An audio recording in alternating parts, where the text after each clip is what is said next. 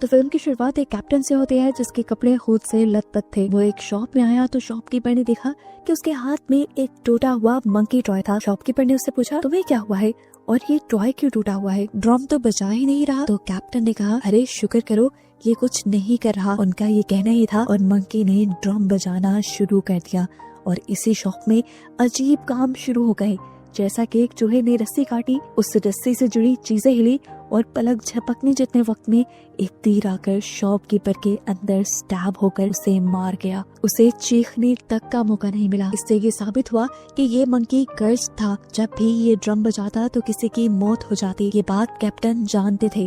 वो मंकी के इस मौत के गेम से तंग आ चुके थे, इसीलिए फैसला करते हैं कि ये इस मंकी को जला देंगे। और जलते हुए भी हमें दिखाया जाता है कि वो मंकी अजीब तरीके से हंस रहा है, जैसे कोई प्लान अभी बाकी हो। ये देखते हुए कैप्टन का बस इतना ही कहना था कि मैं अपने बच्चों के लिए एक बहुत बड़ी परेशानी छोड़कर जा रहा हूँ। जिसके बाद सीन यहीं से कट होकर हमें काफी सालों बाद 1999 का वक्त दिखाया जाता है। हम दो लड़कों को देखते हैं, हेल और बेल, जो जुड़वा भाई हैं और कैप्टन के ही बेटे हैं। और अब ये दोनों कैप्टन के मरने के बाद सिर्फ अपनी मॉम के साथ रहते थे।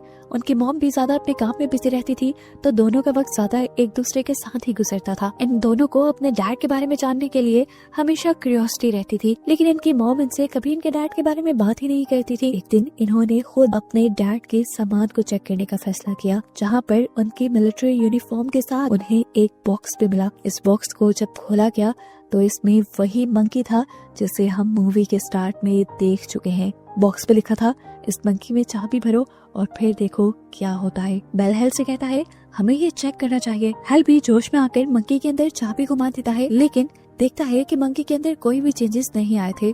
शायद ये खिलौना पुराना और खराब हो चुका था। यही सोचकर वो इसको छोड़कर यहाँ से बाहर चले जाते हैं, लेकिन वो इसकी हकीकत जानते नहीं थे। खैर, हेल और बेल को अपनी नैनी के साथ आज लाइव किचन रेस्टोरेंट जाना था, जहाँ जाने के लिए ये लोग बहुत ज्यादा एक्साइटेड थे। जब ये लोग जाकर गाड़ी में बैठते हैं तो हेल देखता है कि उनसे पहले ही वो मंकी टॉय आकर गाड़ी में बैठ चुका था। उसे अपनी आंखों पे यकीन नहीं हुआ।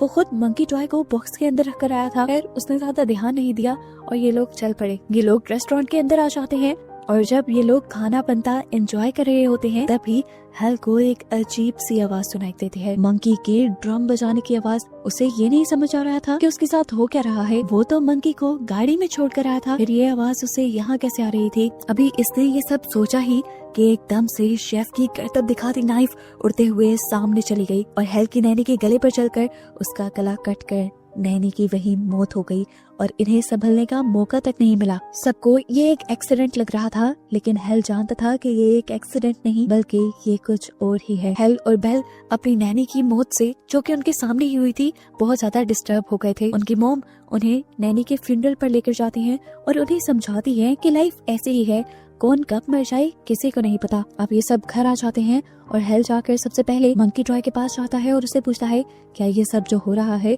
उसके पीछे तुम्हारा हाथ है? अभी वो ये बात ही कर रहा था कि उसका भाई बेल यहाँ पर आ गया और उसे तंग करने लगा। हेल ने उसे मंकी की स्टोरी सुनाना शुरू की कि किस तरह मंकी बॉक्स से उनके कार में आया, फिर कार से उसे ड्रम बजाने की आवाज सुनाई दी और उसके फौरन बाद नैनी की डेथ हो गई। बेल ने उसकी ये बात सुनकर मजाक उड़ाया और अगले दिन उसके लिए और भी मुसीबत खड़ी कर दी। पूरे स्कूल में उसकी ये मंकी वाली कहानी मशहूर कर दी, जिसकी वजह से उसका बहुत ज्यादा मजाक बना। हेल को गुस्सा आ चुका था अपने भाई पे, इसीलिए वो गुस्से में घर आकर मंकी के अंदर चाबी घुमा देता है और उससे कहता है कि चलो मेरे भाई को मार दो। वो तो गुस्से में ये सब कर रहा था, नहीं जानता था कि इसका अंजाम क्या होगा। उसके चाबी घुमाते ही नीचे उसकी मॉम की तबीयत खराब होने लगी, जो इन दोनों के लिए खाना बना रही थी। उसकी आंखों से, कान से, नाक से खून आने लगा और वो वहीं पर गिरकर मर गई। डॉक्टर्स के मुताबिक हेल की मॉम की डेथ ब्रेन हैमरेज की वजह से हुई थी, लेकिन हेल हकीकत जानता था कि उसकी मॉम की मौत उसकी एक गलती की वजह से हुई है।